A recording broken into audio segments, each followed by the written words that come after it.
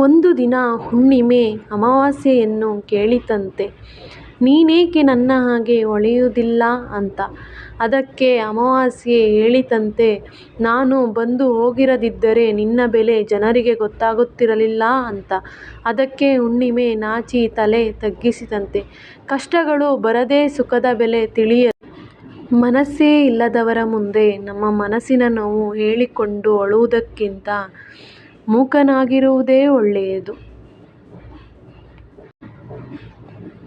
ಜೀವನ ಕಲಿಸಿದ್ದು ಇಷ್ಟೇ, ನಾವು ಇನ್ನೊಬ್ಬರ ಕಷ್ಟಕ್ಕೆ ಆಗಬೇಕೇ ಹೊರತು ನಾವು ಇನ್ನೊಬ್ಬರಿಗೆ ಕಷ್ಟವಾಗಬಾರದು.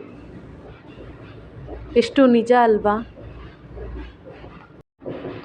ಜೀವನದಲ್ಲಿ ನೆಮ್ಮದಿಯಾಗಿ ಇರಬೇಕು ಎಂದರೆ ನಾವು ಇನ್ನೊಬ್ಬರ ವಿಷಯಕ್ಕೆ ಅನಾವಶ್ಯಕವಾಗಿ ಕಿವಿಕೊಡಬಾರದು. ಮತ್ತೊಬ್ಬರು ನಮ್ಮ ಬಗ್ಗೆ ಏನು ಮಾತನಾಡಿದರೂ ತಲೆಕೆಡಿಸಿಕೊಳ್ಳಬಾರದು.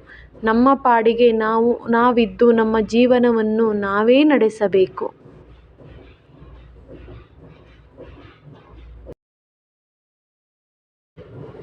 ಯಾರ ಒತ್ತಾಯಕ್ಕೂ ಮದುವೆ ಎಂಬ ಸಂಬಂಧಕ್ಕೆ ಗಂಟು ಬೀಳಬೇಡಿ. ಬಲವಂತದಿಂದ ಮದುವೆಯಾಗಬಹುದೇ ಹೊರತು ನೆಮ್ಮದಿಯಾಗಿರಲು ಇಬ್ಬರಿಂದಲೂ ಸಾಧ್ಯವಿಲ್ಲ.